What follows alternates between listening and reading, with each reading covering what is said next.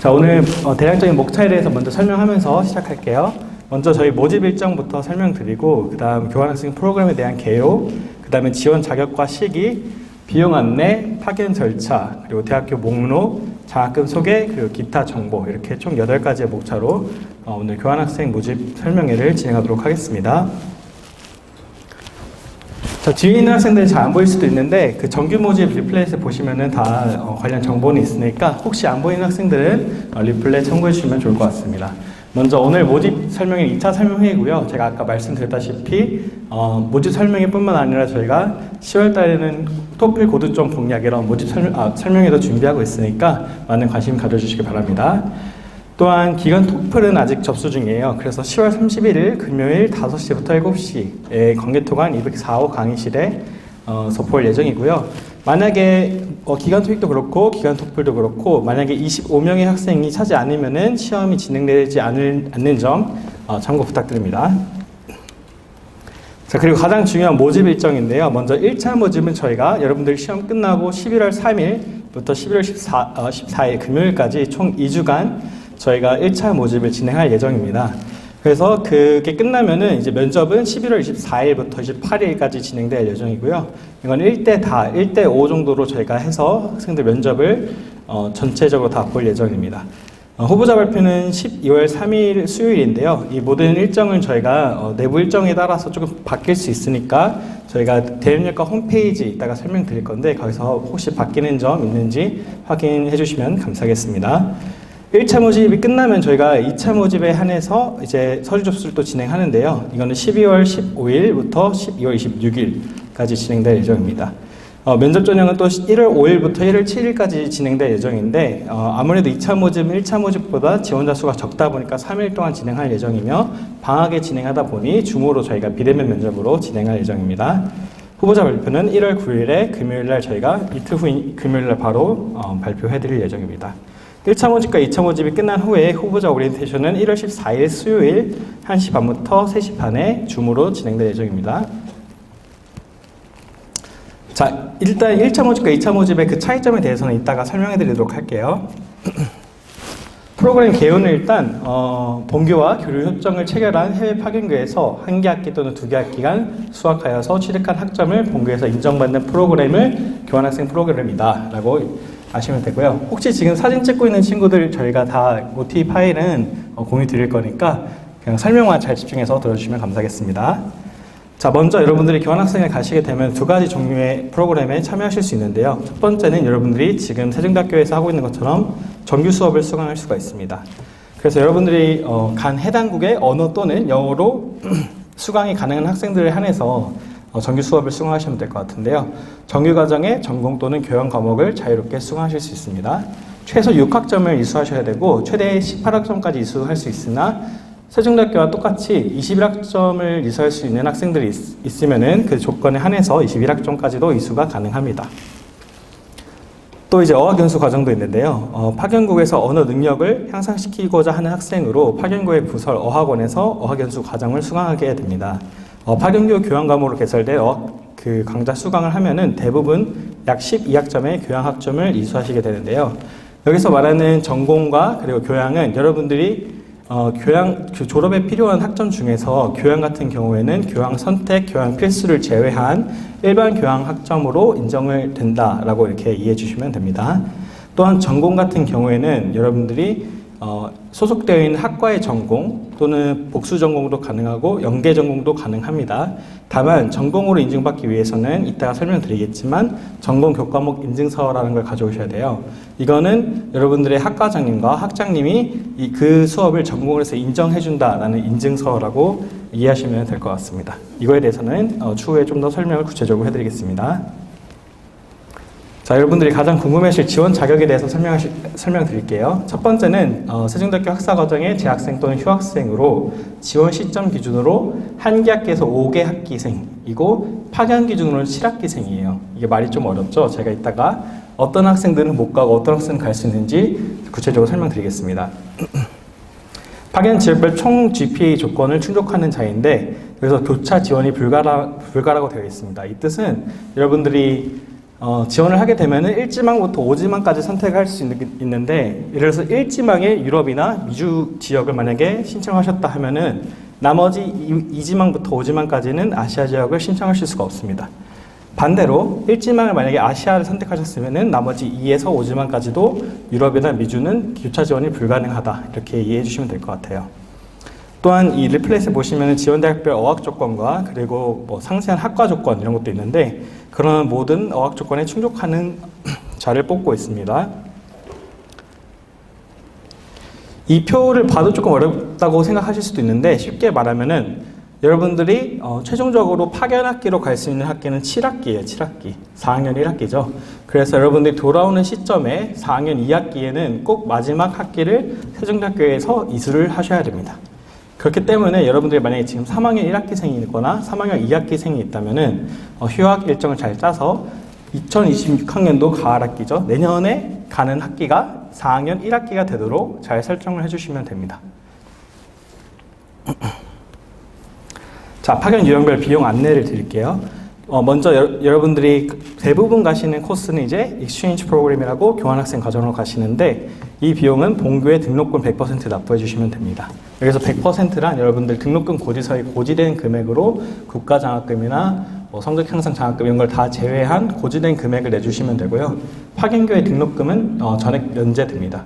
하지만 학교에 따라서 그 등록금 외에 기숙사비라든가 아니면 그런 부수적인 비용이 발생할 수도 있으니 일단 파견교회 등록금은 전액 면제된다고 이해해 주시면 됩니다. 또 이따가 방문학생 과정에 대해서 설명드릴 건데, 방문학생 과정은 본교의 등록금을 30%만 납부를 하시고 나머지 70%는 장학금으로 이제 면제가 됩니다.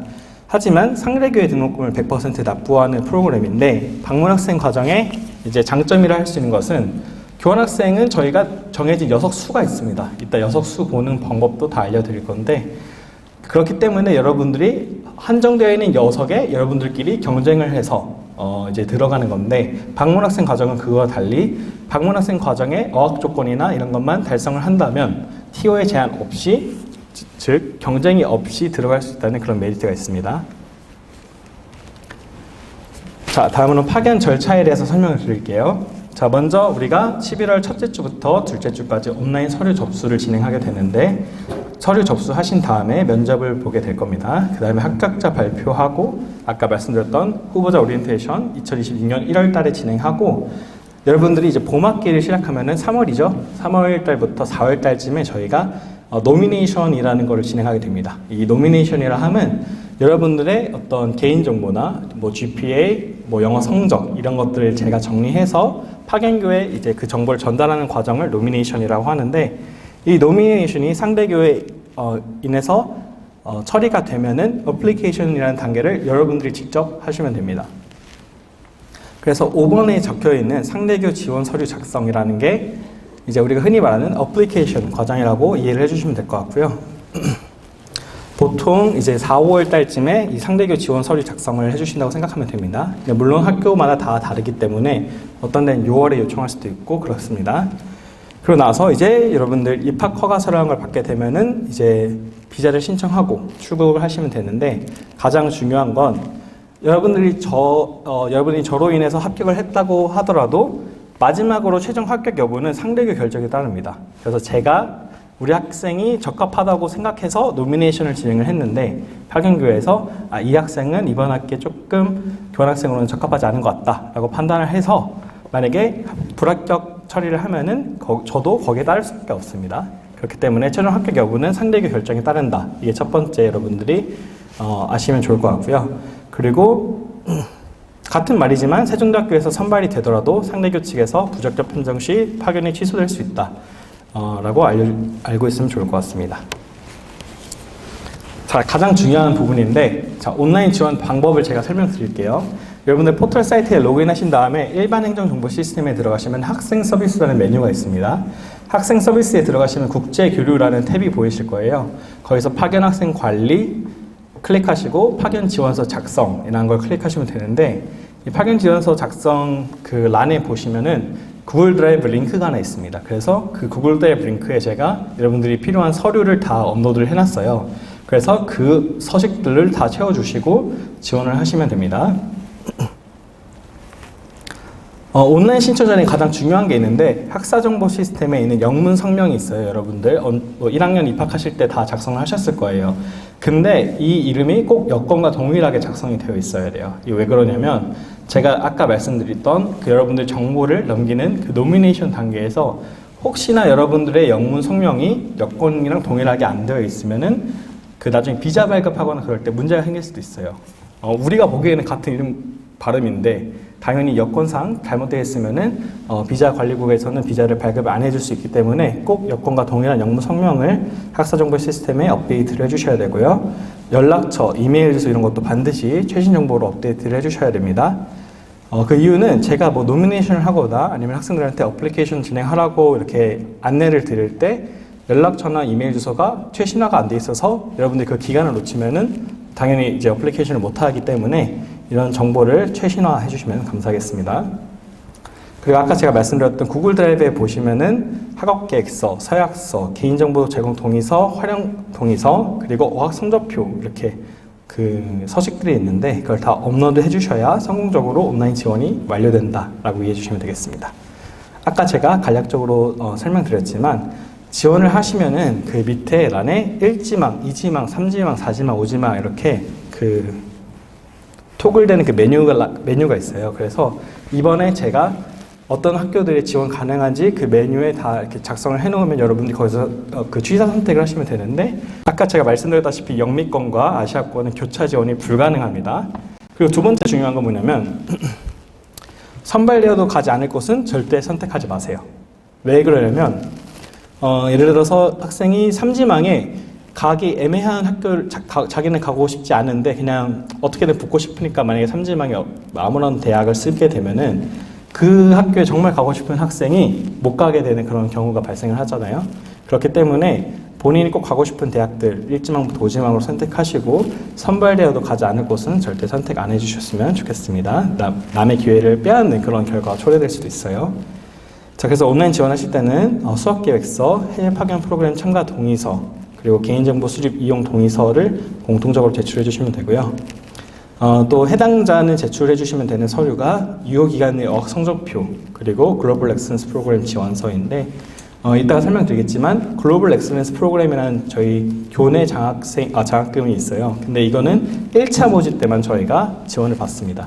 그렇기 때문에 꼭 글로벌 엑셀런스 장학금을 받고 싶은 학생들은 1차 모집에 지원을 해주시면 감사하겠습니다. 면접은 제가 아까 설명드렸다시피 1차 모집은 대면으로 저 혼자서 여러분들 5명의 그룹으로 제가 면접을 볼 예정이고요. 약 5일 동안 진행이 되는데 이 지금 1차 면접은 조금 일정의 변동이 있을 것 같아요. 그래서 제가 1차 모집 변동 일정 정해지면은 제가 웹사이트에 제가 공지하도록 하겠습니다. 면접 장소는 학생회관 2층 원스톱 서비스 센터 회의실이고요. 이 어디냐면 몰빵 옆에 보시면은 외국인 학생들이 많이 가는 그 사무실이 있어요. 거기 안에 회의실이 있는데 거기 회의실에서 면접 볼 예정입니다. 2차 모집은 1월 5일부터 1월 7일로 비대면으로 줌으로 볼 예정이에요. 면접 전형에 대한 방식은 평가 기준은 학점 그리고 어학 성적 그리고 서류 및 면접 배점 기준에 따라서 상대 평가를 제가 하는데 물론 가을 학기니까 1학년 1학기생은 없겠죠. 다만 편입생이 있겠죠. 지금 편입생들 같은 경우에는 지금 뭐 학점이 없을 수도 있고 그렇기 때문에 추후 제출하는 학기 GPA가 3.0 미만 그리고 아시아 지역에는 2.5 미만일 경우에 선발이 취소될 수가 있어요. 아까 설명드렸지만 아시아의 최소 학점이 2.5 이상이어야 되고 유럽과 미주 지역은 3.0 이상이어야 되는데 만약에 본인이 최종적으로 붙었는데도 불구하고 이번 학기 성적이 좋지 않아서 이 학점이 미비하다면 최종적으로 선발이 취소될 수 있다는 점 꼭 알아주시면 감사하겠습니다. 또 가산점이 있는데요. 가산점 같은 경우에는 3점짜리는 본인이 세종 어널스 프로그램에 소속되어 있는 학생이면 저희가 3점을 드리고 있고요. 또한 4년 입학장학금 받은 학생도 3점 드리고 있고 군장학생, 항공시스템학과, 국방시스템과학과 학생들은 저희가 3점을 가산점 부여하고 있습니다. 만약에 본인이 가산점 대상자라면 가산점 증빙 서류를 또한 지원하실 때 제출해 주시면 됩니다. 이 점 같은 경우에는 세종 글로벌 버디에 지금 현재 참여하고 있는 학생, 그리고 총학생회에서 있는 학생 같은 경우에는 2점을 저희가 드리고 있습니다. 이 학생들도 동일하게 증빙 서류를 지원 서류에 같이 첨부해 주시면 감사하겠습니다. 자, 일단 여기까지가 대략적인 설명인데, 우리가 모집하는 그 대학들 리스트를 보기 전에 혹시 질문 있는 학생 있을까요?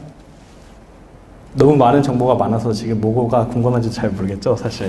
저희가 이따 끝나고 Q&A 또 할 거니까 그때 저희가 학생들 질문 다 받아드릴게요.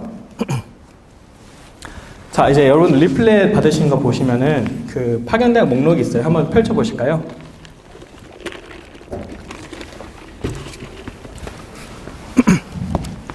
제가 이걸 다 설명해 드리기는 시간이 부족한데 보는 방법을 제가 설명을 드릴게요. 자, 첫 번째, 맨 1월에 있는 게 국가명이죠. 그래서 여기 같은 경우에는 미국 대학이라고 적혀져 있는 거고, 2월이 여러분들이 파견될 수 있는 파견 가는 교회입니다. 그렇기 때문에 대학명이다라고 이해해 주시면 되고, 3월에 있는 숫자가 1차 모집 때 뽑는 학생의 수예요. 그리고 그 다음 열에 있는 게 2차 모집까지 총 합계 녀석입니다. 그렇기 때문에 지금 1차 때는 이 숫자와 이 숫자가 동일하지만 2차 모집 때에는 1차 모집에서 선발된 학생 수만큼 제외돼서 녀석 수가 업데이트 될 예정입니다. 자, 그리고 그 다음 열 보시면은 이 대학에서 요구하고 있는 어학 조건인데, 이 어학 조건 같은 경우에 저희가 최신화하려고 매번 이메일로 다시 연락하고 이게 조건이 맞냐 항상 물어보지만 변동될 수는 있어요. 크게 변동되진 않겠지만 변동될 수 있는 가능성이 있으니까 너무 커트라인에 딱 맞는 점수보다는 좀 더 널널하게 지원하시는 걸 추천드립니다. 그 다음 열에 보시면은 그 지원 가능한 학과가 적혀 있어요. 그래서 전학과 올이라고 적혀 있는 곳은 어떤 소속 학과든 상관없이 다 지원할 수 있다 이거고, 가끔 보면 공과대학, 뭐 호텔관광학, 경영학 이런 식으로 써져 있는 게 있는데 그거는 그 대학의 학생들만 지원할 수가 있다 이렇게 이해해 주시면 됩니다. 물론 이게 모든 학과를 구체적으로 작성한 게 아니라 파견교에 맞춰서 저희가 쓴 거기 때문에, 예를 들어서 IT라고 되어 있으면은 AI가 될 수도 있고 공과대학이 될 수도 있겠죠. 하지만 너무 이거를 확대 해석하지 말고 여러분들이 지원 가능하겠다라고 생각하시는 곳이 있으면 지원을 해주시되, 헷갈리는 게 있으면 저한테 문의해 보시면 됩니다.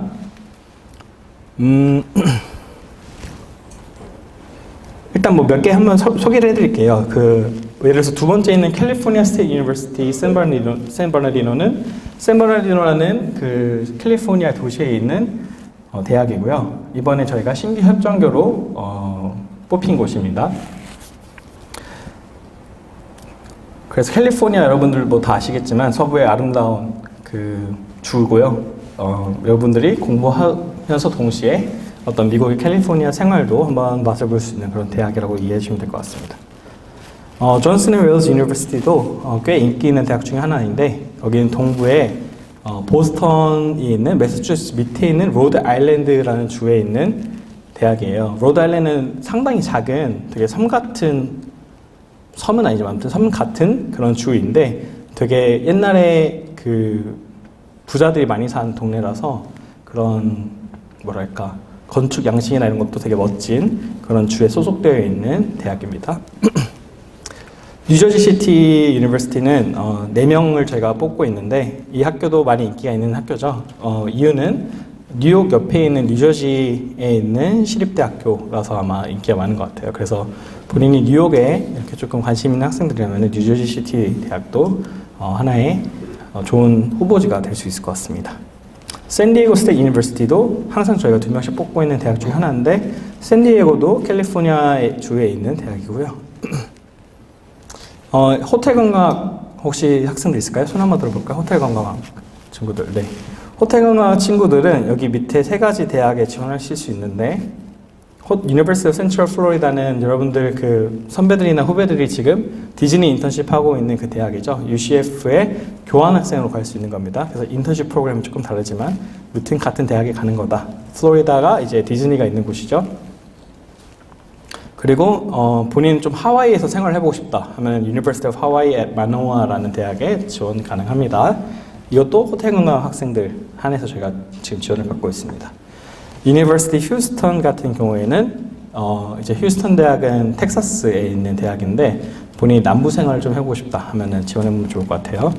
저렇게 하나하나 다 설명하면은 여러분도 좋겠지만 그럴 수가 없으니 여러분들이 교환학생 카페에 가시면 저희가 자세한 후기들이 많이 있어요. 여러분들의 선배들이 가서 작성한 후기들이 있으니까 찾아보면 좋을 것 같습니다. 근데 후기들을 이제 보면은 학생들은 그 후기에 한해서 편견을 가지게 돼요. 아, 이 학교는 이렇게 했구나. 그렇기 때문에 제가 추천하는 방법은 후기를 찾아보되 본인이 구글링 좀 더 열심히 해서 직접 학교 웹사이트도 찾아보고 뭐 유튜브에 그런 좋은 자료들이 많을 테니까 조금 적극적인 그런 리서칭을 많이 해보는 거를 저는 추천드립니다. 마지막으로 신기업 종교 하나 더 소개해드리고 미국은 끝낼게요. 유니버시티 네바다는 그 라스베가스가 있는 네바다 주에 소속되어 있는 그런 대학입니다. 그렇기 때문에 본인이 라스베가스를 한번 가보고 싶다면은 추천해 줄 수 있는 대학일 것 같습니다. 자, 영미권 파견대학 이제 호주랑 캐나다가 있는데 호주는 저희가 이번에 출장을 다니면서 많이 그 협정을 새로 맺은 학교들이 많습니다. 그래서 Central Queensland University 그리고 University of Western Australia, Swinburne University of Technology 이렇게 있는데 호주 대학의 특징은 영어 성적이 조금 높으면 좋을 것 같아요. 그래서 실제로 요구되는 영어 성적도 IELTS 6.0 그리고 뭐 예를 들어서 5.5 최소를 넘기는 그런 조건들이 있기 때문에 좀 영어 성적이 자신 있는 친구들이 호주 대학은 추천드릴 수 있는 그런 곳입니다. 캐나다는 이제 University of Regina라고 한 명의 학생을 뽑고 있습니다. 여기 대학도 IELTS 6.5가 최소 조건이기 때문에 영어에 조금 자신이 있다는 학생들이 지원해 주시면 좋을 것 같아요. 자, 그 다음 유럽 건 설명드릴게요. 잘 안 보이실 테니까 그대로 순서 똑같이 있거든요. 그래서 리플레이 보셔도 됩니다. 자, 먼저 벨기에 설명해 드릴 건데 벨기에는 호에스트, 그리고 토마스 모어, 그리고 ICHEC 비즈니스 매니지먼트 스쿨이라고 있습니다. 호에스트는 전학과 학생들이 갈 수 있고 건축 및 호텔 경영 영어 과목은 가을 학기만 개설되는데 지금은 가을 학기를 선발하고 있죠. 그리고 토마스 모어 같은 경우에는 호텔 관광학 학생들, 그리고 ICHEC는 경영 학생들을 선발하고 있습니다. 자, 핀란드 같은 경우에는 하가헬리아 대학이 있는데 여기 같은 경우에는 전학과 학생들 뽑고 있고요. 2명 뽑고 있습니다. 핀란드 나중에 교환학생 후기 찾아보시면은 막 오로라 보는 그런 후기도 있고 그러니까 조금 색다른 경험을 하고 싶은 학생들은 핀란드 가보는 것도 추천드릴 수 있을 것 같습니다. 자, 그 다음 프랑스가 엄청 많아요. 프랑스가 많은 이유는 모든 교환학생 협정은 저희가 상호 협의를 해야 돼요. 그래서 여러분들이 2명을 만약에 우리 학교에서 보낸다 하면은 그 대학에서도 우리가 2명을 받아주게 되어 있는데 프랑스 같은 경우에는 졸업하기 전에 꼭 교환학생을 가야 되는 그런 조건이 있습니다. 그래서 여러분들 특히 문과에 있는 학생들 보면은 외국인 학생들 중에서 교환학생들이 많을 거예요. 그 이유가 프랑스 학생들은 이런 조건에 따라서 교환학생을 오기 때문입니다. 일단 프랑스의 많은 대학들이 한국과는 다르게 어떤 특정 학과 중심 대학들이 많아요. 특히 프랑스 같은 경우에는 비즈니스 스쿨이 많죠. 그렇기 때문에 경영학 학생들한테 어떻게 보면 조금 더 유리한 조건이 될 수가 있습니다. 그래서 처음부터 시작하자면 엔사드 같은 경우에는 패션 디자인 학과 학생들을 뽑고 있고 면접 시 포트폴리오를 제출하게 되어 있어요. 그래서 이런 게 다 준비되어 있는 학생이 엔사드 대학에 지원해 주시면 될 것 같고요. 에피타 파리는 10명이나 뽑고 있죠. 실제로 에피타에서 우리 학교로도 많이 오고요. IT, 즉 공과 계열 또는 AI 계열에 있는 학생들이 지원해 주시면 좋을 것 같습니다. ESME도 똑같이 공과대학 학생들을 뽑고 있습니다. 그 다음은 쭉 다 경영학과 학생들인데 경영학과 학생들 오시는지 한번 손 들어볼까요? 오케이. 오늘 많이 오진 않았는데 아무튼 경영학과 학생들은 에스카 대학, 그리고 레네 대학, 그리고 PAU 대학, 그리고 툴레스 비즈니스 스쿨, 에콜 매니지먼트 노르만디 대학, 스키마 대학, 그리고 ESC 레네 스쿨 비즈니스, EDC 파리스 비즈니스 스쿨까지 다 경영학과 학생들이 지원할 수 있는 대학이에요. 자, PSL 대학 같은 경우에는 되게 랭킹도 되게 좋은 학교인데 여기 같은 경우에도 6.5 IELTS 점수를 요구하고 있기 때문에 영어 점수가 조금 자신 있는 학생들이 지원하면 좋을 것 같고요. 릴 대학 같은 경우에도 거의 매 학기 4명씩 저희가 가고 있는 것 같아요. 그래서 인기 있는 학교다라고 이해하시면 될 것 같고, 물론 인기 있는 다 이유가 있겠죠. 이유가 있긴 한데 제가 교환학생 이제 한 2년 이상 뽑아보니까 학생들이 이런 좀 경향성이 있는 것 같아요. 이번에 지원하는 학생들은 이 경향성에 빠지지 않길 바라며 얘기를 드리는 건데, 아까 말씀드렸다시피 후기가 다가 아니기 때문에 여러분들, 후기가 교환학생 카페에 없다고 해서 그 학교가 안 좋은 학교는 아니에요. 특히 최근에 저희가 신규 협정교로 맺고 있는 대학들은 최대한 우수한 대학들을 위주로 뽑고 있기 때문에 그 대학이 후기가 없다고 해서 좋은 대학이 아니다, 이건 아니에요. 그렇기 때문에 후기가 많다고 해서도 실제로 가보면 조금 실망적인 부분이 있을 수도 있는 거고, 후기가 없는데 막상 가보면 상당히 좋은 대학들도 많습니다. 그래서 여러분들이 적극적으로 좀 찾아보면 좋을 것 같습니다. 그럼 독일 설명드릴게요. 독일 같은 경우는 공과대학, 좀 프랑스랑 달리 공과대학 학생들이 조금 더 이제 많이 지원할 수 있는데, Augsburg University of Applied Sciences는 공과대학인데, 제가 어제 메일을 받았는데 여기는 이제 4명만 선발하고 있다고 해요. 그래서 5명이 아니라 4명이 갈 수 있다. 이거는 제가 엑셀로 정리해서 다시 그 교환학생 카페랑 그리고 대엠지 홈페이지에 그 업로드 해드리겠습니다. 그리고 이제 그 밑에 있는 대학은 경영학, 경제학, 호텔 관광 경영학 학생들이 지원할 수 있고요. 4명씩 뽑고 있습니다.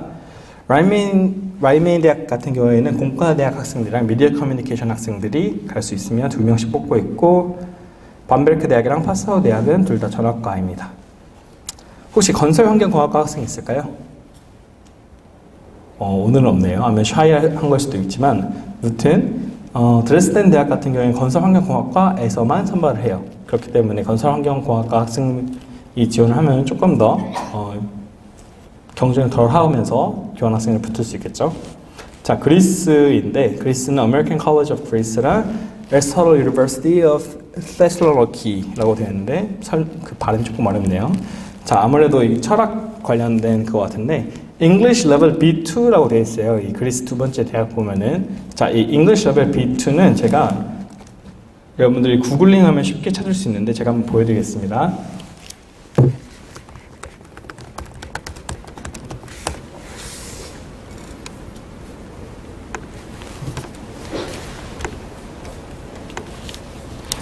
자, 여기 보시면은 IELTS 기준으로는 5.5에서 6.0, TOEIC 기준으로는 785점에서 940점, TOEFL 기준으로는 72에서 94점으로 되어 있죠.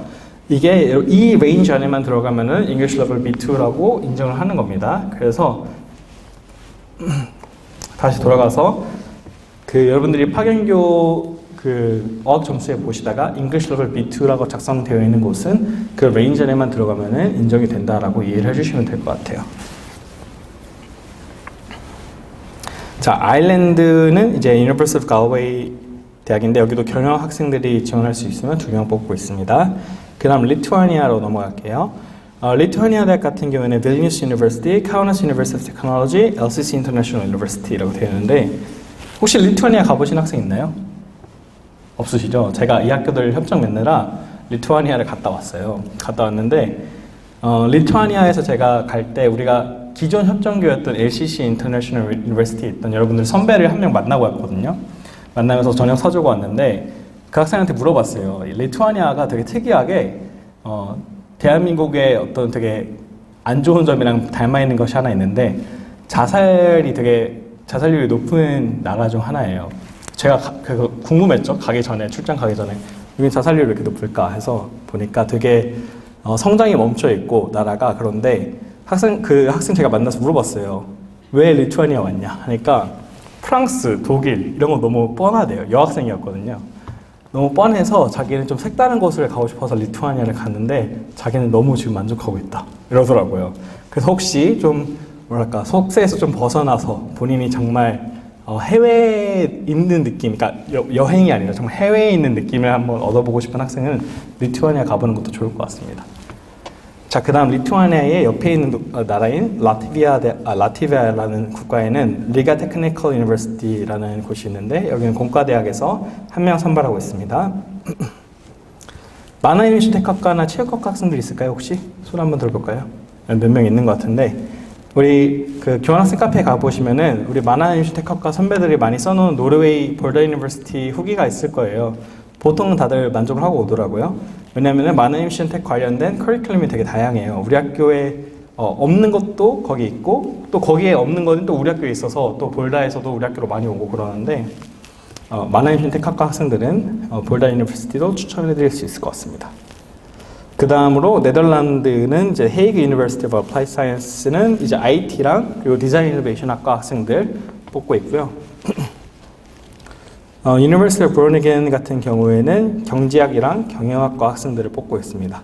그 마지막에 그 보시면 비고가 있는데 여기 비고를 보시면 상대교 서류 제출 시점 제가 말씀드렸던 애플리케이션 단계죠. 애플리케이션 단계에서 경제학 또는 경영학 전공을 12과목 이상을 이수한 자 이렇게 되어 있어요. 그러니까 여러분들이 애플리케이션 하는 그 시점에 전공 36학점을 이수를 했어야 된다는 거예요. 그래서 여러분들이 그 조건을 잘 맞출 수 있는지 확인하시고 1지망이든 뭐 몇 지망이든 작성해 주시면 좋을 것 같습니다. 자, 그 다음 폴란드도 있는데요. 폴란드 처음 대학은 AMU라고 이렇게 짧게 제가 얘기하는데 AMU 대학은 10명을 갈 수 있어요. 실제로 이번 학기에 노미네이션, 그러니까 다음 학기 봄학기에 가는 학생들은 8명이 가거든요. 8명 중에서 제가 면접이랑 그리고 여러분들 서류 검토랑 했을 때 점수가 가장 높은 학생 2명을 제가 기숙사를 무료로 그 노미네이션 할 때 기숙사를 무료로 해달라고 이렇게 말을 하고 있으니까요. 혹시 이런 기숙사 무료 조건을 원하시는 학생들 있으면은 AMU도 한번 해보시면 좋을 것 같습니다. 폴란드도 제가 가본 국가 중에 하나인데 폴란드가 동유럽이잖아요. 그래서 프랑스, 뭐 독일 이런 데도 좋지만 저는 그런 곳들을 가기는 폴란드가 제가 간 첫 유럽 국가였거든요.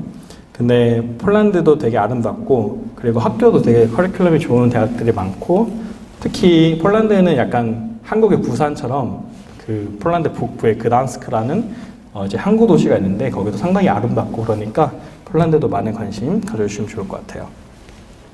스페인 대학 같은 경우에는 University of Autónoma de Barcelona가 있는데 여기는 호텔 관광학 학생들이 갈 수 있어요.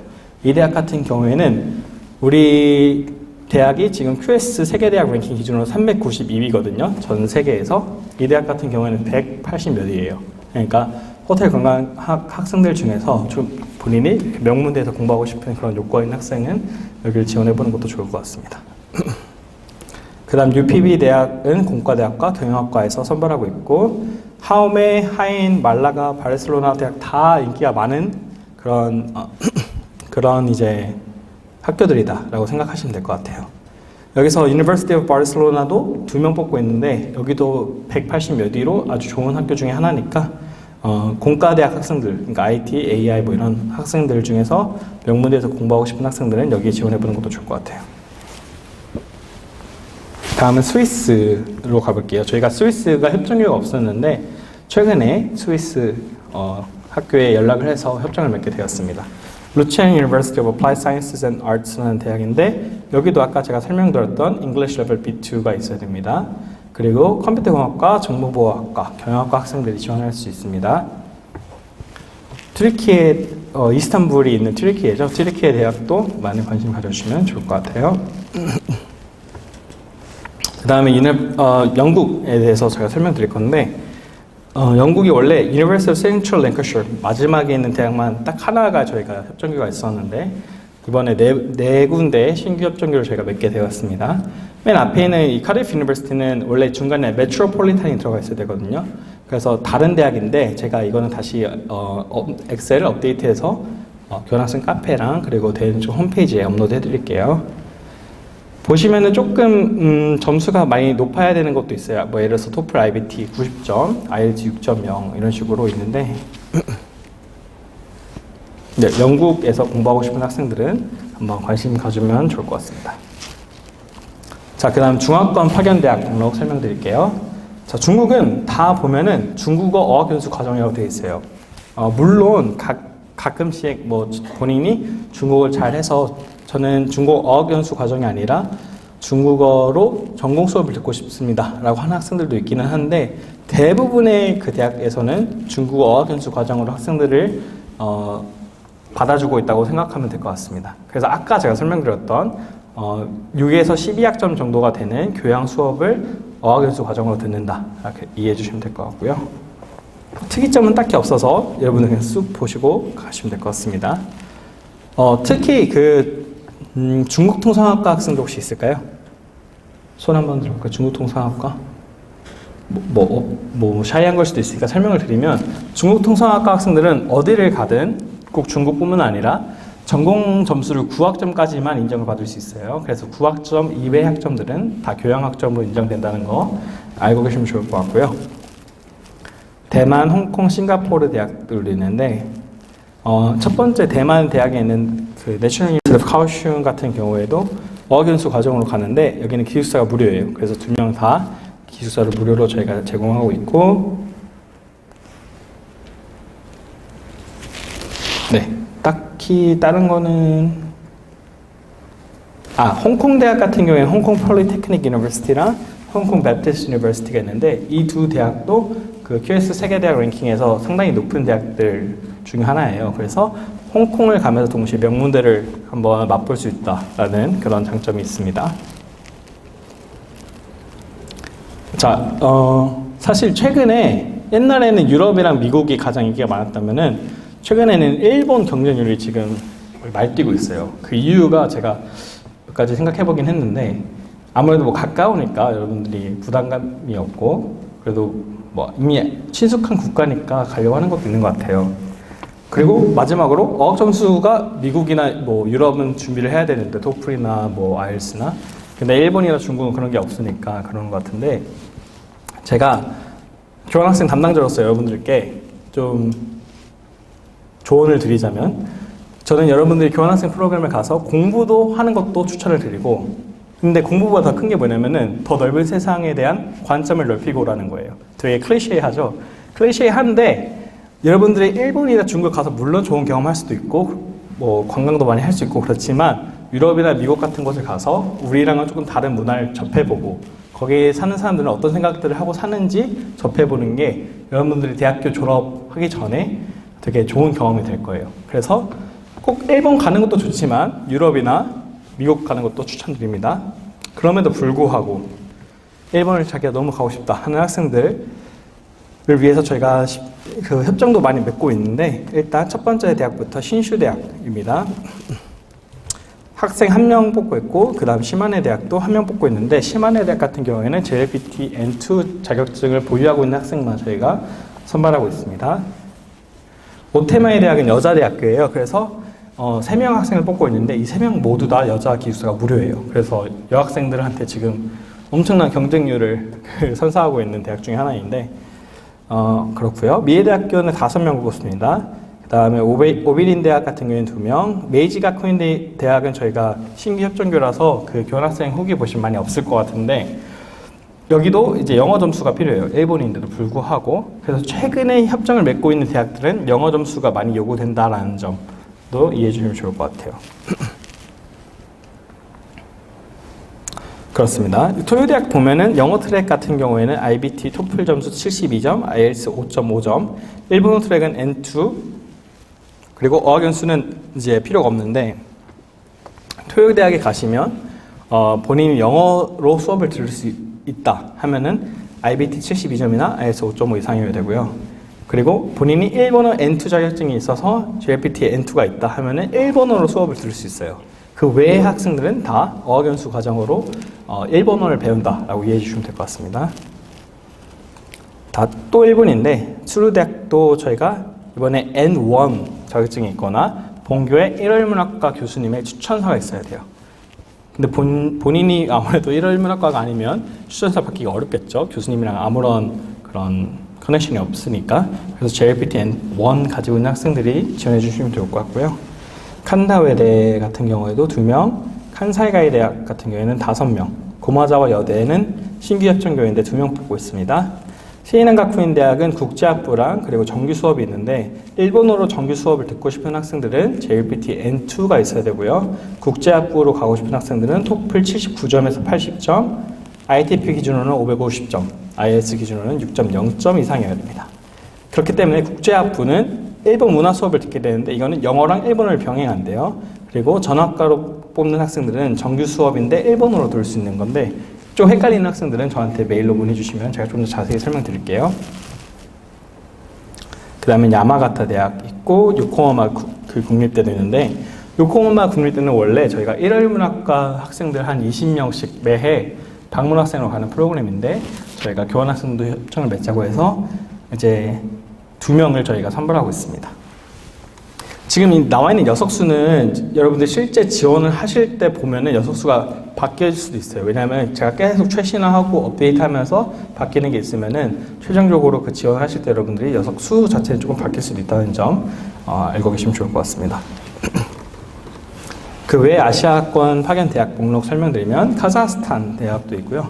그리고 태국, 말레이시아, 브루나이, 베트남, 인도, 인도네시아 이렇게 있는데 이 중에서 베트남, 인도, 인도네시아 같은 경우에는 지역 전문가 과정이라고 저희가 명칭을 쓰고 있습니다. 이거는 본교 등록금을 50% 감면해드리고 있어요. 그래서 여러분들이 장학금을 좀 받고 가고 싶은 학생들 중에서는 베트남, 인도, 인도네시아도 한번 고려해 보시면 좋을 것 같아요. 인도 같은 경우에는 여러분들 좀 많이 약간 위험하다고 알려져 있기는 한데 좀 여학생들이 가기에는 조금 아직은 무리가 있는 것 같아요. 제 개인적인 생각으로는 제가 3월 달에 인도를 갔다 왔는데 인도가 아직은 조금 여학생들이 가기에는 아직은 조금 그렇다라고 개인적인 의견이었고요. 그럼에도 불구하고 좀 그래도 가는 학생들이 있기는 하니까 그럼에도 불구하고 가고 싶으면은 뭐 제가 말리지는 않겠습니다. 자, 그리고 제가 아까 설명드렸던 방문학생 프로그램에 대해서 설명드릴게요. 방문학생 프로그램 보시면 아까 나왔던 대학들의 그 명칭이 써져 있어요. 그래서 첫 번째 보시면 뉴저지 시티 유니버시티, 그리고 샌디에고 스테이트 유니버시티, 그리고 템플 유니버시티가 있는데 인원을 보시면은 무제한으로 되어 있습니다. 그래서 TO가 제한이 없기 때문에 여러분들끼리 경쟁을 할 필요가 없다 이해해 주시면 될 것 같고요. 대신 어학 조건은 여러분들이 있어야 지원이 가능합니다. 그래서 이 조건만 넘으면은 가실 수 있는데 비교해 보시면은 그 학비가 있어요. 그래서 아까 제가 설명드렸지만 방문학생 프로그램은 여러분들이 30%의 본교 등록금을 내고 그리고 상대교회 등록금을 100% 내는 건데 제가 최신화를 해보려고 한 건데 찾아보니까 뉴저지시티 대학 같은 경우에는 한 학기에 $6,500, 샌디에고 스테이트 유니버시티는 한 학기에 $7,300, 그리고 템플 유니버시티는 좀 특이해요. 이거는 1년 파견 과정으로 갈 수 있는데 한 학기에는 방문학생, 첫 학기에는 방문학생으로 돈을 내야 돼요. 근데 두 번째 학기에는 교환학생으로 가요. 그래서 두 번째 학기에는 등록금을 우리 학교에만 낸다 이렇게 해주시면 될 것 같아요. 다만 템플 대학 같은 경우에는 학비가 조금 비싸다 보니까 12,000불로 좀 비싸다 보니까 100% 저희가 등록금을 감면해드리고 있어요. 본교 등록금은. 그래서 그렇게 이해해 주시면 될 것 같습니다. 여러분들이 좀 관심 가질 만한 장학금 정보를 제가 좀 정리해놨는데 우리 학교에서 지원하는 교환학생 장학금 정보예요. 첫 번째는 글로벌 엑셀런스 장학금이 있습니다. 지원 자격은 평균 평점 3.5 이상 그리고 아래 점수 이상의 어학 성적 중 하나가 있어야 되는데 미국 유럽 대학에 지원하는 학생은 토플 71점 이상 또는 IELTS 5.5점 이상이어야 되고요. 중국, 홍콩, 대만은 HSK 4급 이상이어야 되고 일본 대학 같은 경우에는 JLPT N3 이상이어야 됩니다. 자, 장학 대학 같은 경우에는 파견학기 본교 등록금 100% 감면해드리고 있고 생활비성 장학금으로 200만 원을 지급하고 있습니다. 그래서 학생들 계좌로 지급이 되니 여러분들이 파견학기에 이제 좀 생활비로 쓸 수 있도록 저희가 지원해드리고 있어요. 공과대에서 4명씩 선발하고 있고 그 외 단과대에서 2명씩 선발하고 있습니다.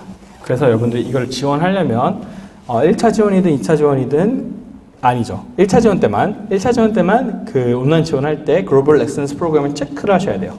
체크를 하시면서 글로벌 엑셀런스 장학금 지원서 제출을 하셔야 되고요. 그 다음은 지역 전문가 과정이 있는데 지역 전문가 과정 같은 경우에는 파견학기 본교의 등록금 50% 감면해드리고 있습니다.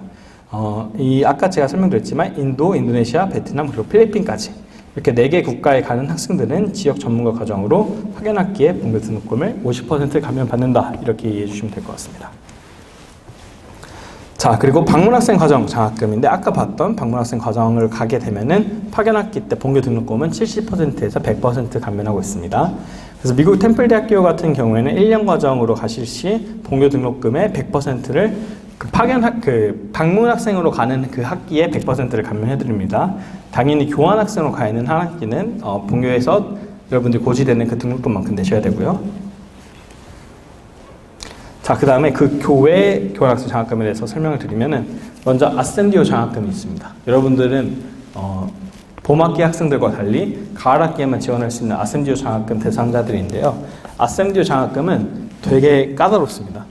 이번에 저도 이번 학기에 파견된 학생 중에서 한 명을 겨우 이 장학생으로 추천할 수 있었어요. 그게 왜 그러냐면 이름에 듀오가 들어가 있잖아요. 그래서 여러분들이 지원하고 싶다고 해서 모두가 지원할 수 있는 게 아닙니다. 그 이유는 우리가 그 학기에, 가을 학기에 여러분들이 선발된 학교에서 우리 대학으로 보내는 학생이 있어야 돼요. 첫 번째. 이해되셨죠? 예를 들어서 내가 미국 유럽의 어떤 토머스 모어라는 벨기에 대학에 가고 싶다. 근데 이 장학금 신청하고 싶다면은 벨기에 토머스 모어 대학에서 2026학년도 가을 학기에 우리 학교로 오는 학생도 있어야 돼요. 그리고 그 학생이 이 아센디오 장학금에 같이 지원하고 싶어야 돼요. 그래서 그 짝을 지어서 이제 여러분들이 동시에 같이 장학금을 신청을 하는 건데, 그러면 예를 들어서 여러분의 학점이 4.5점이에요. 근데 그 학생이 학점이 안 좋아요. 그러면 이제 좀 불리할 수도 있겠죠. 아무튼 이런 식으로 좀 되게 까다로운 장학금 중에 하나인데, 제가 아센디오 장학금을 신청받을 때 여러분들한테 희망하는지 물어보고, 그리고 나서 우리 여러분들이 아웃바운드 교환학생이잖아요. 나가는 거니까. 근데 제가 인바운드 교환학생을 한번 다 데이터를 살펴본 다음에 그 아센디오 장학금 신청을 희망하는 학생들의 대학 담당자들한테 제가 우리 이런 장학금이 있고 우리 그 파견된 학생이 장학금을 지원하고 싶은데 너네 학생도 혹시 지원 같이 하고 싶냐라고 물어본 다음에 그게 성사가 되면은 그때 지원할 수 있는 장학금이에요. 근데 그만큼 돈을 좀 많이 주긴 합니다. 그래서 여러분들이 그 홈페이지에 가셔서 한번 어떤 장학금인지 조금 더 자세히 보시면 좋을 것 같아요. 제가 세종대학교 교환학생 카페에 항상 이런 장학금 정보가 올라오면은 같이 공지해드리고 있으니까 이따가 제가 교환학생 카페 어떻게 가입하는지 설명드리면은 모두 핸드폰 이따 꺼내서 교환학생 카페에 가입해 주시면 감사하겠습니다. 그 다음 미래에셋 박현주 재난 장학금이 있고요. 이것도 거의 한 2-3명씩은 선발되는 것 같아요. 우리 학교에서는. 그리고 서울장학재단 교환학생 장학금도 있습니다. 이거 외에도 여러분들이 우리 학교에 공문으로 들어오는 건 제가 다 공지를 했는데 공문을 안 들어온 것도 여러분들이 지원 가능하니까 개별적으로 그것도 여러분들이 잘 찾아봐서 장학금 신청을 하면은 아무래도 경제적인 부담은 덜 할 것 같아요. 자, 이거 주의사항이니까 여러분들 혹시 옆에 자고 있는 친구가 있다면 깨워서 한번 잘 보여주세요. 자, 교환학생 가 있을 때 기간 내에 무조건 등록금을 납부를 해주셔야 돼요. 여러분들 중에서 교환학생 알아서 등록금 납부되는 거 아니었어? 이러면서 가버리는 학생이 있어요, 해외에. 그러면은 여러분들이 해외에 가서 한 학기를 공부하고 와도 나중에 그 성적을 저희가 인정을 못 해줘요. 등록을 안 했으니까. 그렇기 때문에 기간 내에 반드시 등록금을 납부를 해야 되고 여러분들 중에서 국가장학금이나 아니면 그런 기타 장학금 때문에 고지 금액이 0원인 경우가 있을 거예요. 그 0원인 학생들도 물론 해보셔서 아시겠지만 그 학생들은 그 국민은행을 방문하시거나 국민은행 어플리케이션에서 0원 수납이라는 걸 하셔야 돼요. 그 방법은 재무과에서 우리 세종대학교 홈페이지에 자세히 공지를 해주니까 거기서 0원 납부에 대해서 자세히 찾아보시면 될 것 같고요. 미등록, 즉 등록금을 납부하지 않으면 제적 처리가 됩니다. 그렇기 때문에 여러분들이 교환학생 한 학기를 보내고 오더라도 제가 그 성적을 인정해드릴 수 있는 방법이 전혀 없습니다. 그리고 또한 두 번째 중요한 게 파견학기 중에는 세종대학교 수업이 절대로 수강하시면 안 됩니다. 그건 일러닝이나 아니면은 세사대, 세종사이버대학교 강의도 포함이니까요. 본인이 이제 해외에서 학점을 취득하고 있는데 동시에 세사대나 K무기나 이런 걸 통해서 만약에 학점을 취득하실 생각이라면은 그거는 재적 사유가 될 수 있으니 절대로 수강 신청 절대 금지입니다. 이것까지 이해해 주셔야 돼요. 자, 그리고 세 번째, 스마트폰이랑 이메일은 꼭 알림을 켜놓으세요. 왜냐면 제가 아까도 설명드렸지만 노미네이션이나 어플리케이션을 진행하게 되면은 제가 여러분들 이메일로 첨조를 드릴 수도 있고 아니면 그 파견 대학에서 직접 여러분들 메일을 보낼 수도 있는데 그런 메일이나 아니면 전화를 잘 안 받으면은 그런 기간을 좀 놓칠 그런 가능성도 존재하니까 잘 확인해 주시면 좋을 것 같습니다. 저희 세종대학교 이제 그 전화번호가 02-3408로 시작하는 경우가 많아요. 그래서 저희 사무실도 다 3408로 시작하고 그렇기 때문에 이 전화로 오는 연락은 무조건 받아주시면 감사하겠습니다.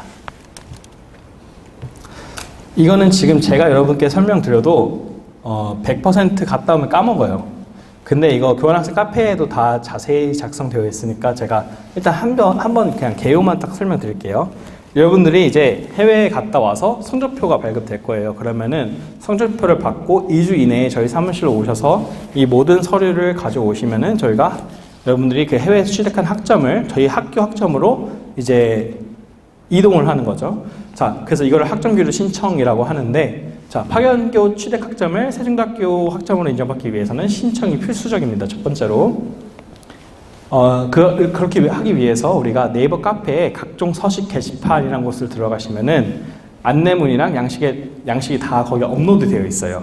그래서 서류를 준비하셔서 모든 서류에 학과장님 그리고 학장님의 서명을 받아서 저희 사무실로 오시면 되는데, 사무실은 저희가 학생회관 209A호에 있습니다. 그래서 학생회관 209A호 대입력과 사무실로 오셔서 신청서를 제출해 주시면 되는데, 이때 제출해야 되는 서류가 첫 번째 학점교류 신청서, 맨 앞에 있는 그 서식인데, 학점교류 신청서, 두 번째 전공으로 인정받고 싶은 학생이 있으면은 전공 교과목 인증서, 그리고 세 번째 수강 과목 개요인데, 이거는 그냥 A4 그에다가 여러분이 타이핑으로 내가 어떤 수업들을 들었고 이 수업에서는 뭘 배웠다 라고 간략하게 작성해 주시면 되겠습니다. 그 다음에 각 과목에 대한 강의 계획서, 그리고 성적 증명서, 성적표죠. 성적표를 주시면 되는데, 모든 서류를 구비해서 학장님, 학과장님 서명 다 받고 서류를 구비한 다음에 저희 그 사무실로 오시면 되겠습니다. 그럼 제가 그 검토를 해서 학사지원과에 이제 최종적으로 기입을 위해서 보내는데, 이 검토와 그리고 기입하는 데 시간까지 좀 걸리니까 여러분들이 오시자마자 성적표를 받으면 2주 이내에 이 모든 과정을 다 끝낸 다음에 제출을 해주셔야 정상적으로 잘 학점이 기입될 수 있다는 점 꼭 기억해 주시면 좋을 것 같아요. 지금 들어도 아마 1년 여러분들이 갔다면 1년 뒤니까 1년 반 뒤겠네요. 이거를 하면은. 그렇죠? 그때 사실 학생들이 이걸 다 기억하고 있으라 저는 믿지는 않습니다. 하지만 그렇기 때문에 우리가 교환학생 카페에 잘 작성해놨으니까 확인을 잘 해주시고, 혹시나 그 준비하다가 궁금한 거 있으면은 저희 그 교환학생 이메일이나 전화로 물어보시면 되니까 그렇게 해주시면 좋을 것 같습니다. 자, 이제 교환학생 카페에 저희가 가입을 할 건데요. 그 네이버에 그냥 세종대학교 교환학생 카페 이렇게 치시면은 바로 나와요. 그래서 나오는데, 중요한 게 여러분들 신청하실 때 학번을 꼭 작성해 주시고 실명으로 해주셔야 돼요. 저번에 어떤 학생이 딸기공주 이렇게 해놨는데, 제가 그러면 이 학생이 우리 학교 학생인지 아닌지 모르잖아요. 그렇기 때문에 꼭 본인 학번과 실명으로 가입해 주시면은 저희가 오늘이랑 월요일날 잘 확인을 해서 학생들 그 승인 요청 다 받아 놓을 테니까, 지금 일단 제가 시간 좀 드릴 테니까 지금 가입해 주시면 감사하겠습니다.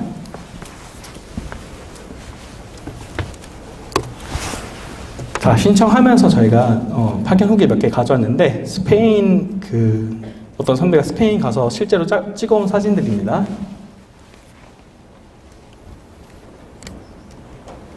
그 다음은 프랑스 파견 후기도 있고요. 독일, 아마 이 학생 가을 학기에 가서 이제 설산을 갔다 온 것 같은데, 자, 미국 같은 경우에 왼쪽에는 뉴욕에 갔다 온 것 같고, 오른쪽 학생은 플로리다에 있는 디즈니를 다녀온 것 같습니다.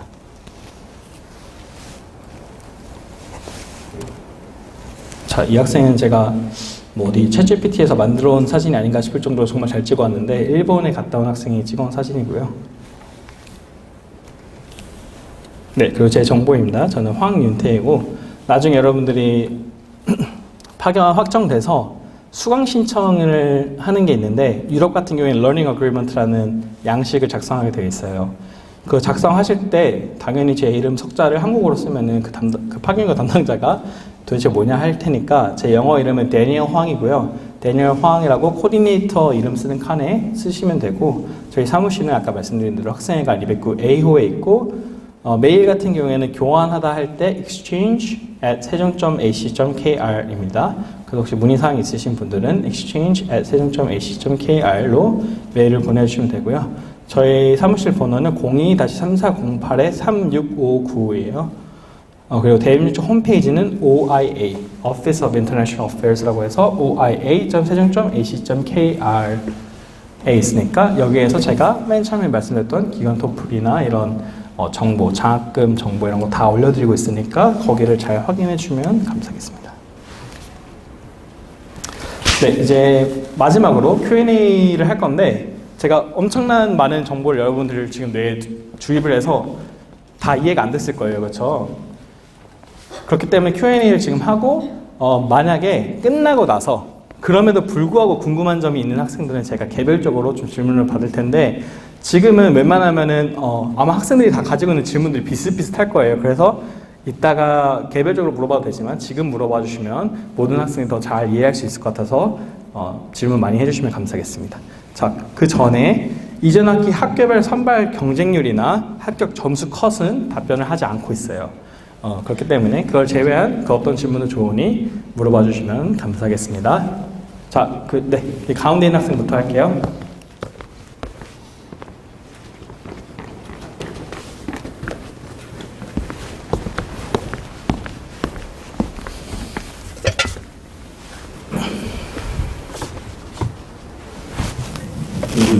학연 전공의 한정 제한이 있는 건가요?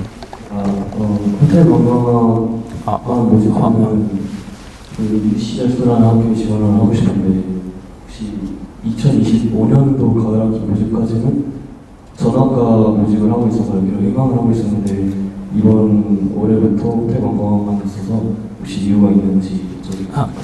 그 매 학기마다 이제 저희가 어학 조건이랑 이런 거에 대해서 저희 협정교들에게 정보를 요청해요. 뭐 어떤 학과에서 선별 예정이고 몇 명을 뽑을 예정인지 이렇게 다 물어왔을 때 그 업데이트된 정보를 매 학기 최신화하고 있기 때문에 이번 학기는 유니버시티 오브 센트럴 플로리다에서 호텔 관광 경영학 학생들을 뽑는 걸로 이해해 주시면 될 것 같습니다. 예외는 아예 없을까요? 네, 그렇죠. 네, 여기 이 학생들. 혹시 1차 선발 때 하고 떨어진 다음에 2차 선발도 다시 지원할 수 있나요? 가능합니다. 1차 선발에 떨어졌다 해서 제가 2차 선발 때 뭐 그 학생을 차별하거나 그러진 않으니까 2차 선발 때 오히려 왔으면 대견하다 하고 오히려 더 플러스가 될 수도 있죠. 네, 또 질문 있으실까요? 네, 여기 맨 앞에 있는 학생. 거기 뒤부터 할까요?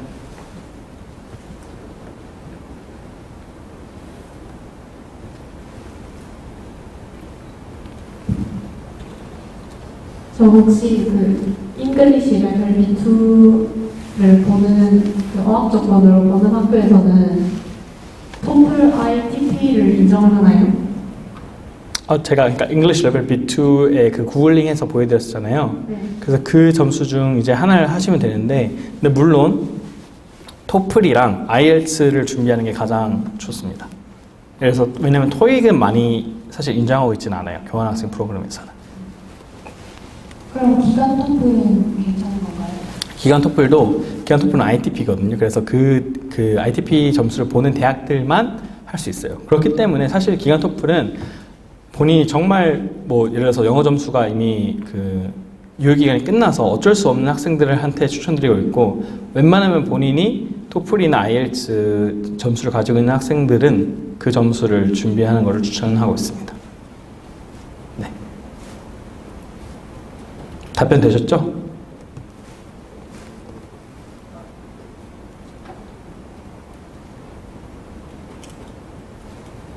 배터리가 다른. 혹시 그 스페인에 있는 우니베시ታት 바르셀로나에서는 스페인어가 아닌 대부분의 수업들이 카탈란어로 되어 있는데 이런 그 약간 예외적인 경우는 어떻게 확인할 수 있을까요? 저번 학기에 지원했던 학생이죠. 네. 봤던 것 같아요. 일단 그 바르셀로나 대학을 간다고 해서 스페인어로 듣지는 않고 영어로 수업으로 듣. 근데 물론 이제 여러분들이 우리 학교에도 한국어 교양 수업이 있듯이 거기 가면 스페인어 교양 수업들이 있어요. 그래서 그런 스페인어 교양 수업은 학생들이 자유자재로 수강 신청하셔서 이제 수강하시면 됩니다. 네. 그리고 더 말하고 싶은데 그 제가 이미 각 사람의 후기를 보고 그 사람의 이메일을 통해서 질문을 했는데 거기서는 이제 90%가 이상이 이제 깎아나가고 이제 대학원에서 나오는 수업들이 이제 영어가 좀 있다 보니까 그런 대학원에 있는 수업들을 들어야 한다고 하는데 그럼 이런 경우가 생기는가요? 그 학기에 어떤 수업이 열리는지에 따라 다르거든요. 그래서 그 해에 만약에 스페인어 학생이 말했던 대로 카탈라나로 수업이 만약에 열리면은 그 해 학생이 그걸 뭐 피해서 듣는다거나 뭐 그런 식으로 해야 될 것 같습니다. 네, 여기 맨 앞에 있는 남학생.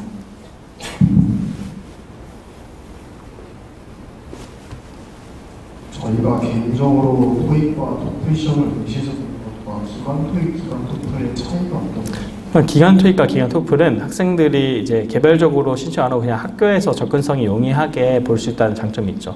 그러니까 굳이 다른 어떤 그 시험관에 가지 않고 우리 학교에서 볼 수 있다는 장점. 대신 인정해주는 대학의 수가 좀 적어요. 그렇기 때문에 학생이 만약에 가능하다면은 웬만하면은 그냥 정규 토플이나 정규 이제 토익 시험을 보시는 걸 추천드리고 있죠. 네. 저는 프랑스 학교들에 관심이 있는데 이 여론을 보니까 토익을 인정을 안 하는 학교가 한 두세 개 정도 있더라고요. 혹시 그 학교가 그에 따른 차이가 있는 건지 아니면 그냥 단순히 학교가 인정을 해주는 시험률과 다른 건지 그런 간략한 차이가. 네, 그냥 후자가 맞다고 보시면 되고요. 학교마다 그냥 인정하는 그 시험의 종류가 달라서 그런 거라고 얘기해 주시면 될 것 같습니다.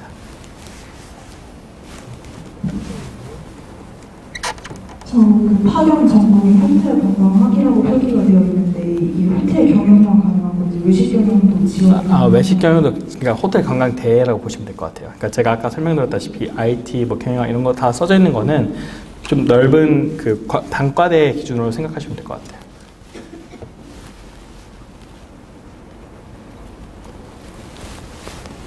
기관 토익은 그냥 기존 토익이랑 똑같이 인정이 되고 기관 토익만 IT로 따로 되나요? 그러니까 기관 토플이나 기관 토익 둘 다 그 성적표를 보시면 기관 토플과 기관 토익인 게 나와요. 그렇기 때문에 여러분들이 꼭 교환학생뿐만 아니라 뭐 취업 준비를 하거나 그럴 때 뭐 다수의 기관들이 그걸 인정을 해줄 수 있지만 어떤 기관들은 인정을 안 해주는 곳들도 있기 때문에 아까 말씀드렸다시피 시간이 없어서 꼭 학교에서 봐야 되는 학생들을 뭐 기관 토플을 하셔도 되고 그리고 기관 토플을 인정하고 있는 대학들도 있으니 그 점수로 그 대학들을 신청하면 되지만 시간이 있으시면은 정규 토플 시험 보시는 것도 좋은 선택이 될 수도 있다. 이렇게 이해하시면 될 것 같습니다. 기관 토익은 여기 기관 토익은 점수가 따로 되어 있지 않아서. 토익 근데 지금 토익은 애초에 지금 끝났어요. 신청이. 네네. 그 성적 나오는 게. 네. 신청을 했는데 기관. 그래요? 네, 그게 여기는 따로 어학 조건이. 기관 토익도. 네, 토익을 인정해주고 있는 대학에 똑같이 생각하시면 될 것 같은데 만약에 그 학교들에서 만약에 기관 토익을 받아주기 힘들다 라고 하면은 저희가 그 추천서를 써줄 수 있어요. 이 기관 토익이 왜 토익이랑 어떤 유사점들이 있고 이 학생이 뭐 예를 들어서 우리 학교에 있는 뭐 ELP나 ERP 수업이나 이런 걸 토대로 영어 수업을 듣는 거에 있어서 이제 충분히 가능하다라는 이런 제가 추천서를 써주면은 갈 수도 있으니까 그렇게 지원하시면 될 것 같습니다.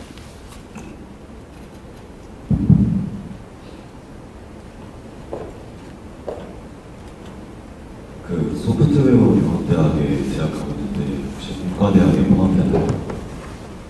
공과대학이요? 네. 그 소임대도 공과대학으로 보면 네네네. 공과대학은 좀 넓은 개념으로 이해하시면 될 것 같습니다. 근데 만약에 본인이 좀 정확하게 보고 싶다면은 제가 이 협정교를 모두 다 그 커리큘럼을 찾아볼 수는 없거든요, 당연히. 그렇기 때문에 학생들이 가고 싶은 대학에 그 웹사이트를 들어가시면은 우리 학교에도 똑같이 커리큘럼이 있듯이 거기에 그 커리큘럼이 다 써져 있을 거예요. 그리고 어떤 학과들이 있는지. 그래서 가장 좋은 거는 그 학과, 본인의 학과랑 유사한 학과가 있는지 확인해 보시고 커리큘럼이 어떤지 한번 확인해 보고 1지망부터 5지망까지 하는 게 좋을 것 같아요. 이해되셨나요, 다들? 이거 중요한 거예요, 여러분들 다. 네. 저기 뒤에 있는 여학생. 그 만화 애니메이션 팩은 소프트웨어 융합 연대학으로 알고 있는데 혹시 미술, 디자인, 예술을 뽑는 학교에 지원을 할 수 있을까요? 네, 그러니까 이게 우리 학교랑 거기 학교랑 100% 매칭을 시키기 어렵잖아요. 그렇기 때문에 제가 아까 그 설명드렸다시피 그 학교 홈페이지에 가보셔서 만화애니메이션 테크학과가 있는지 뭐 아니면 뭐 꼭 만화애니메이션 테크학과 아니라도 뭐 코믹스라고 돼 있든지 애니메이션으로 돼 있든지 이런 식으로 본인 학과랑 유사성이 있는지 한번 확인해 보시고 신청하시는 게 좋을 것 같아요. 네, 감사합니다. 네. 저기 그 뒤에 있는 여학생.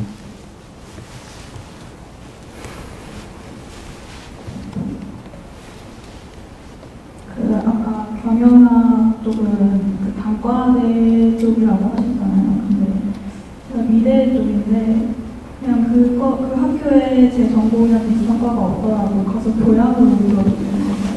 그 학교에서 만약에 전학과 올이라고 돼 있어요. 만약에. 근데 학생이 미대예요. 근데 경영학 수업을 그냥 전공이 아닌 교양으로 듣고 싶다. 이 질문인 건가요? 경영학 전공을 뽑는 학교는 지원을 못하나요? 그렇죠. 학생이 미대 전공이면. 네. 근데 전학과 올인 대학을 가서 그 대학교에서 수강 신청을 할 때 허용을 해준다면 경영학 수업을 전공이 아닌 교양 수업으로 들을 수 있겠죠. 네. 맨 뒤에 있는 학생.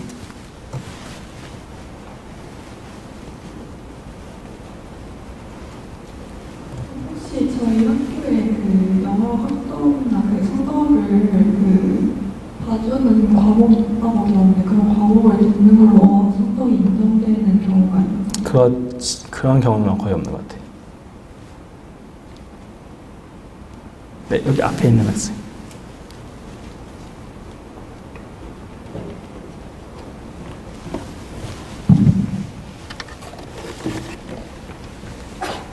근데 브로슈어에 나와 있는 Q&A에서는 컴공 학생이 기술 전공이 경영학인 학교에 가서 교양으로 경영학 과목을 들을 수 있다고 되어 있는데 방금 답변해 주신 거는 네. 아니죠. 전학과 올인, 그러니까 여러분 잘 들어보세요. 전학과 올이라고 되어 있는 학교에 가서 컴퓨터 공학과 학생이 경영학 수업을 듣는 건 가능해요. 그렇죠? 근데 아까 저 학생의 질문은 뭐였냐면은 경영학 전공이라고 되어 있는 대학이 미대 학생이 가서 경영학 수업을 들을 수 있냐 이거였어요. 그 자체가 성립이 되지 않는다 이 말이에요. 그 전학과 올인 대학에 가는 건 괜찮지만 경영학 전공으로 뽑는 예를 들어서 프랑스 비즈니스 스쿨을 간다. 그러면 애초에 미대 학생이기 때문에 선발이 안 된다 이 말인 거죠. 이해되셨을까요? 한 가지 네. 1차 모집이랑 2차 모집이랑 어떻게 다른지 궁금해요. 제가 아까 간략하게 설명드렸는데 자, 여러분 예를 들어서 A라는 대학에 녀석이 4개가 있어요. 그러면 1차 모집을 여러분들이 보통 뭐 한 200명 한다 치면은 200명 중에서 그 4명이 만약 녀석이 다 차면 2차 모집 때는 그 대학은 모집을 하지 않는 거예요. 그 남은 녀석 수만큼 2차 모집 때 지원을 할 수가 있다.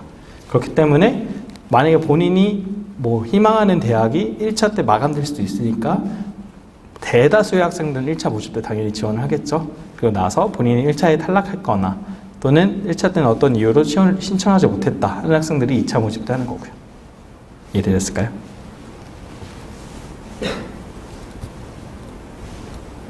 웬만하면 질문이 다 대답된 것 같긴 한데 저기 네 학생 한 3개만 질문 받고 마무리하겠습니다.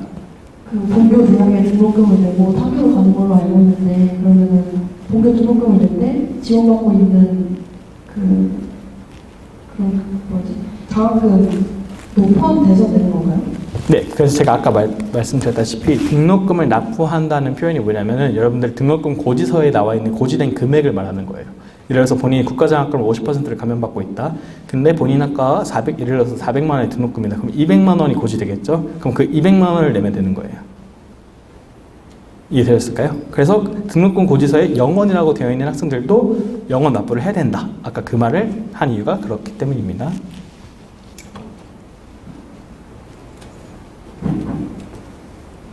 계속 약간 반복되는 질문해서 죄송한데 괜찮습니다. 네.